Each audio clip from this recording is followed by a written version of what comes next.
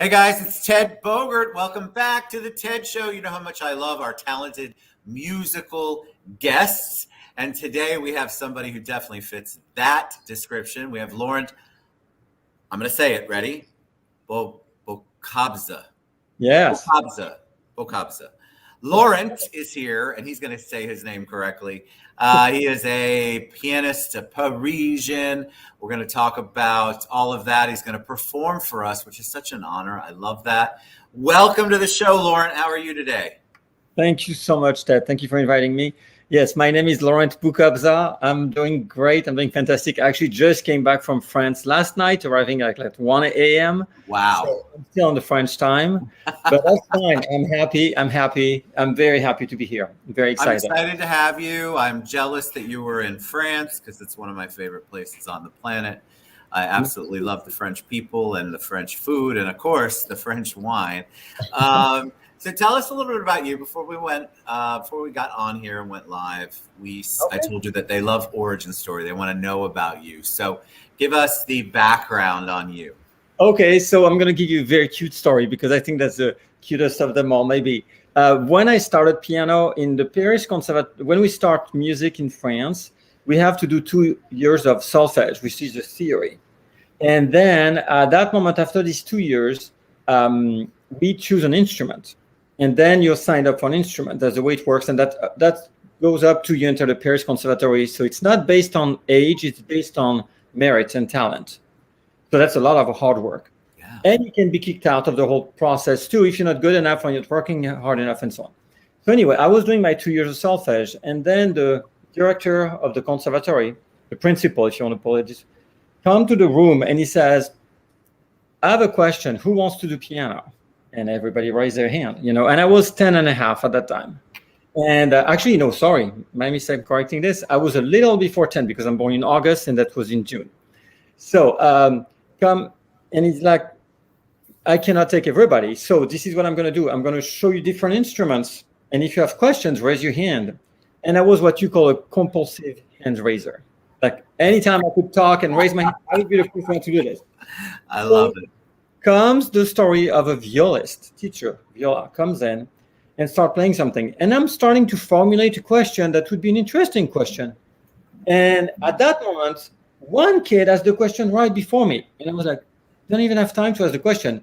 And then the director said, oh, that's a great question. You signed up for viola.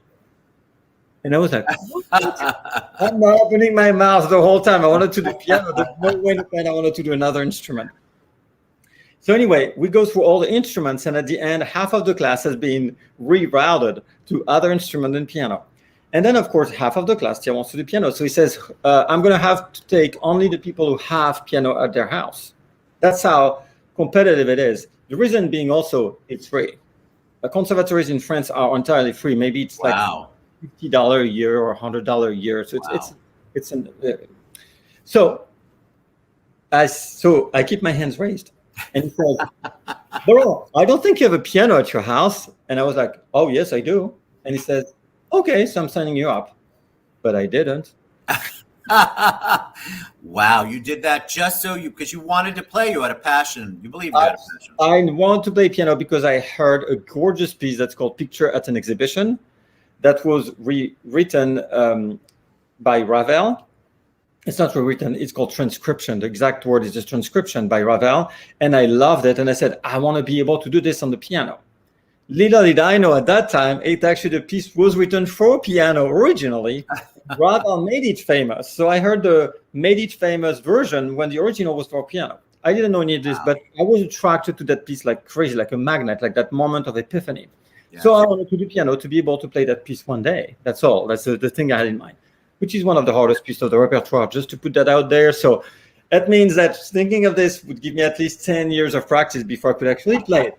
But I did not know that either. You're 10 years old. What do you know about life? What do you know? You don't know anything then. Yeah, you're just like, whatever, I want to do it, I'm going to do it.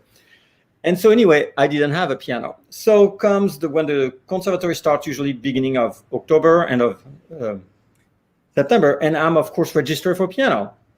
And at that time, I don't go to the piano class because I don't remember I made all that ordeal about this. And my parents have no clue I made it because they don't contact my parents either. And then by mid-November, the piano teacher called my parents and, "Are you the parents of Laurent Boukobza?" And he says, "Yeah." And they said, my parents, I think it was my mom, said yes. And said, "Well, he's been registered for piano. As you know, there's a long waiting list. So if he doesn't show up at the next lesson, we're just going to kick him out, because at that point, there's no reason to keep that kid has not showed up for 6 consecutive lessons. If he doesn't want to show up, that's fine." And my mom was like, blown away. She was like, "Really?" She looks at me, says, "Laurent, what have you done?" And she told me that I looked like, "Oh shit, I did something." But she was super happy because she always wanted to be a concert pianist herself. And never had a chance when she was 10, 12. She was removed from the piano, so never had a chance to do anything with piano. So she was blown away, just went so strong on being a pianist. And so by December 24th, midnight, I was not going to say the year because nobody could figure out how that was then, I received my first upright piano that I still have. Wow, very cool. That was my first gift. So that's when I started piano. But the question is, what did I do between November 15th to December 24th? Yeah, what did you do? My mom, who liked piano, as I said, drew on a piece of paper black and white keys and showed me where was middle C, where was the notes that you see that I could read. But she drew it, and I was learning the first 6 lessons of my pieces on a piece of paper. And only when I went to the conservatory taking my piano lesson, I could actually push on the keys and hear what it sounded like. Beautiful. You see all that? I think I'm fascinated by piano. I took lessons as a kid, but teeny tiny elementary lessons. I think it's just one of the most beautiful sounding instruments in the world. But it's one thing to take conservatory. Did you know that you still wanted to do it as an adult after 10, after you've been doing it for so long? Did you go, "God, Mom and Dad, I have no desire to do this. I want to do something else"? Or did you just keep going the entire time and never look back? Well, it's a great question. And it's because a lot of parents go through that ordeal, because I'm a piano teacher also. And they go through that ordeal of how to deal with teenagers who wants to stop, or how do you continue, and so on. So what happens 10 and a half, I'm starting piano. Apparently, based on the results, I was extremely gifted because every year I was doing 2 examinations. So I was going from my first year, I finished in 3rd year, my 3rd year in 5th year, my 5th year in 7th year, and so on. Wow. So basically in 3 years, I was at 7th year of piano. In 4 years, I was on 9th year of piano, and there's 12 max. So, and it's true, at 6 years, I ended up with the gold medal from the conservatory that's right below the Paris Conservatory to enter in it. After 6 years of piano, which I have never really heard of that. Usually it's at least 8. You really are gifted. Yes. The thing is, I didn't want to do piano at all. I was doing piano an hour before the lesson, an hour after the lesson, and then none during the whole week. Please don't say that to everybody. Anybody. Didn't say it out loud. No, nobody heard that. So when I turned 15, 16, actually, because that was right before I turned 16, I went to my first summer camp. And actually on my website, I think there's a laurentboukobza.net. On my website, I explained the whole long story, so you can go and look at it. I went on my first music camp, and I heard all this orchestra. There's like about 100 instrumentalists, but about 20 different instruments. And I heard this orchestra rehearsing all the time. I was so in love with this. I finally heard the orchestra for real. And the whole summer for like 2.5 weeks. And I fell in love with that sound. Everybody practicing in every room. There's a flute here, and a violin there, and a cello there, and a singer here, and so on and so on. And piano, of course. And I was not the strongest pianist by any means there. I was kind of in the middle. I was not a star, or I was a terrible one. But I was fell in love with this. And then everybody left, because that was the end of the camp. But my parents let me stay for like maybe 2 or 3 hours after that. Nice. And I went to the same place, and it was empty, no sound. And I cried like a baby. I was like, I can't imagine now living my life without that permanent, beautiful. Yes. Oh, I love that story. That's great. All right. So tell us what you're doing now. What's going on? You have your name, and then you have concert pianist right after it. So obviously you are still making beautiful music. What are you up to now? So, well, I've dedicated my life. As soon as I was 16, 18, entered the Paris Conservatory, graduated from it. Then I went to international piano competition. Then I started touring the world. So 91, 94, I was at my house maybe 4 months a year at the most. I was always on tour and stuff like that. And then I found out that in 94 that touring for me was very solitary life. And I didn't love it as much. I love to teach. And I love to play chamber music with other instrumentalists. But I love solo recitals. So I love it all. You know, it's kind of on my cake and eat it too. Kind of this the story. I want all of it. I don't want to just do recitals. So anyway, I went on with this, and I always love to do recitals. So my big, huge project right now is to record all 32 Beethoven piano sonatas, because there's 32 of them. That's about 650 pages of music. Wow. Hours of music. It's the 9 to 10 CDs, although CDs don't really exist anymore. I mean, the actual... They don't anymore. Isn't that funny? Yeah, I know, right? And it went so fast. I mean, really appeared 20 years ago, disappeared like 5 years ago, something like that. And so I'm doing this, and that feast has been made only by 27 pianists in the past century. Wow. So I'll be pianist number 28 once it's done. So at the moment I'm about to start it, COVID hits. It was in March 20. Yeah. And Crazy. my kids come over, and they were just like, Dad, you know, instead of just wasting your time doing nothing, because you can't give a concert, nothing's happening, why don't you open a YouTube channel? And I was like, because I'm not a YouTuber, I don't know anything about this. I'm not really tech savvy, as we all know. And so anyway, me either. So I was like, okay, how does that work? And so they put me into it, and then I have now a YouTube channel, which is my name, Laurent Boukobza, pianist. And so I have more than 2,000 subscribers. So I'm happy. And what I did on that channel is to take every movement of each sonatas, explain them for like 5 to 10 minutes. Like, what do you want to listen to in this? So cool. Because I remember you talked last time. One of the time I heard you in your shows, you were talking about how intimidating it could be for anybody to go into a concert hall. Yes, I feel like people, because they don't necessarily understand the music, it's not mainstream, that they feel like they'll be judged, or they feel like, I don't know this, so I don't want everyone else to think I'm ignorant. It can be very intimidating for people. And I totally understand where you come from, and I agree with you. That's why in that channel, I say, listen to these 6 minutes. They're going to guide you. Start from the very, very first one, because you start from number 24. I consider that all of what I said on number 1, 2, 3, 4, 5, and so on is now something is your language, is your musical language. So of course you're going to enter in 24 years. You don't start mathematics in 12th grade.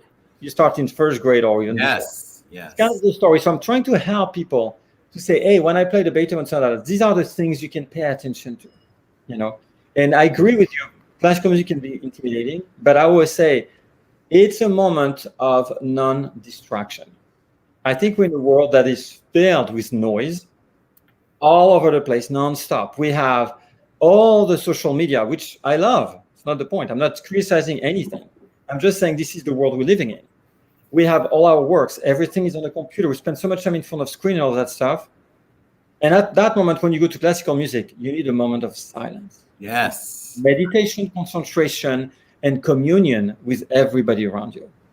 And that's why I'm trying to you see how I linked that to the concert? Great. I love that. I think you're right. I think educating people helps them appreciate, or helps them learn to appreciate the music more. And I love that your YouTube channel, which we'll have to run that promo somewhere, does that, because I think more people would go to concerts if they kind of had a little bit of knowledge beforehand. It's just like opera or ballet or any of the arts. You become intimidated because you don't understand it. And what they don't understand is that you don't have to understand it all. You can still go and appreciate it and learn as you go to more concerts. All right, so tell us about the piano concert, and I'm going to let you say those 4 words right there. So it's Aux Clairs de Lune.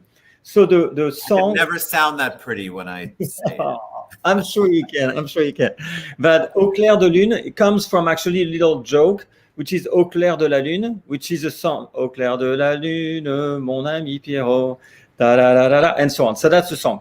And they made a pun with it because the Moonlight Sonata from Beethoven that I'm going to play there is called Moonlight, which is Clair de Lune in French. But I'm also going to play Clair de Lune from Debussy, which is actually titled Clair de Lune. And I think in English you say Clair de Lune, by the way. I don't think you say Moonlight for the Debussy. No, I think we do say Clair de Lune. Exactly. So in fact, because there's two Clair de Lune, they put it in plural with O with an X, which means plural, Clair with an S, which is plural, Aux Clairs de Lune. So they made a pun with this. And we try to customize the concert for everyone to enjoy. It's Chopin to start with, second ballad from Chopin. And then we're going to have the Clair de Lune, the Clair de Lune, the Moonlight from Beethoven. Then the Clair de Lune, you see, I myself get the wrong one. The Clair de Lune from Debussy, and then the Appassionata from Beethoven, because that's a great, immense sonata that breaks all the rules with the previous ones. And so you can go to my YouTube channel, I'll explain all of this, how it breaks the rules, and learn the rules first, and then understand how it broke the rules. Of course, you can listen to it and enjoy without all the explanation. But it's something that I think it helps. I think it adds to the experience. Exactly. For there to be at least a little explanation, so that when you are listening to it, you have the words of you in their heads. And so you're going to perform, which somebody just asked me, is he going to perform? And he is. So tell us what you're going to perform, and I'm going to take myself off, and I know you have to take the microphone off. I want to say one little thing before that is that please reserve your ticket ASAP, because as far as I've learned today, there's only 15 tickets left, and we cannot accommodate one more ticket. We will give all of that information at the end, again, just to be safe. Okay. But yes, I want you all to go out. I want you to see the concert, but I want you to hear Laurent perform. So I'm going to take myself off. You do what you have to do. Okay. Here we go. Okay, great. So for you guys, I'm going to lower the camera a little bit, because as you can see, there's a piano behind me. I want you to see my hands. And if ever you wonder what is that, what's this? Like, that picture is actually me performing a recital. And somebody just drew it, and that's amazing. It's a lot of beautiful images. So I'm going to lower a little bit the camera. I'm going to play a little bit for you. I'm going to make it a teaser, because I want you to come to the concert and say, oh, I heard it, I need to go. Of the Clair de Lune from Debussy. That's how I'm going to start with. Beautiful. Okay, so I'm going to stop in the middle, but please don't be mad at me. Just come to the concert to hear the whole thing, okay? Got you. Laurent. Yes, let's do it. Let's do it. That's it.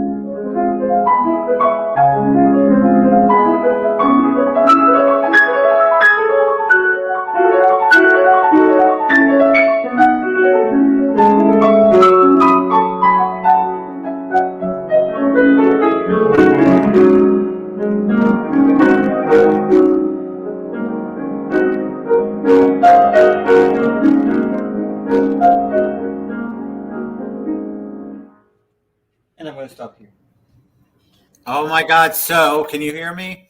Oh yes, very well, very well. Okay. So, what I want to tell you is I recognize that. Tell me if I'm wrong. It Yes, sounds like the music at the end of Ocean's 11 yes, that's actually correct. when the fountain is going and they're all go their separate ways. I love that. I did not know that because I don't do really a whole bunch of research. It was beautiful. Literally, I took myself off. I closed my eyes and I just went with it. It was very relaxing and beautiful. And I don't know anything else about the piece. You all who are listening and going, well, I pulled that from a movie. This has been around much longer than that movie, trust me. And it was played absolutely beautifully. All right, so tell them how they can get tickets, the last remaining tickets. What's Yes. the best way for them to find you and get to the concert? Okay, so to find the tickets, it's organized by FABCO, which is the French American Business Council of Orlando. So I'm sure if you type FABCO Laurent Boukobza, I know I found the link instantly to FABCO, FABCO of Orlando. The dress code, because that's pretty important, is a cocktail attire, so you don't need to come.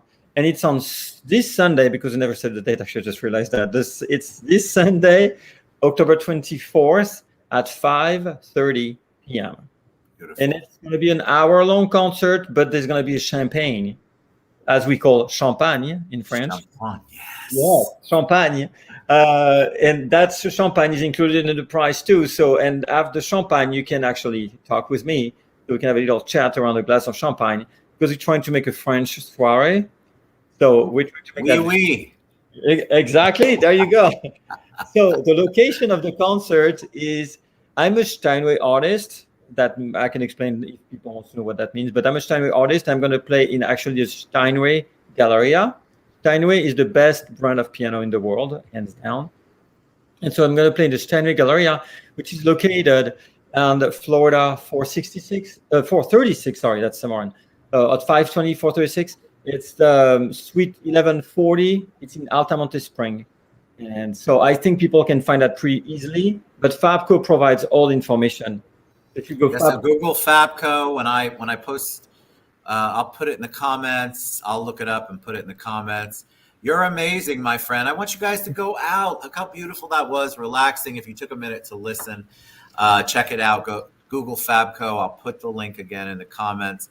Laurent, I want you to come back anytime. Relaxing, entertaining. I could listen to your accent all day long. Oh, thank you. My grandmother was part French Canadian, so I grew up listening some. Absolutely. But I can tell you France is one of my favorite places. Thank you, my friend, for coming on the show. Really appreciate it. Beautiful, talented. You guys, not intimidating, right? Laurent is not intimidating. He wants you to love and enjoy the music and develop a passion for it or an appreciation at least. Thank you, Laurent. Thank you so much, Ted. Thank you so much. Get out on Sunday, 5:30. Yes. Look at the link below. Register. Go. We'll see you soon. Bye, everybody. Thank you very much. Bye-bye.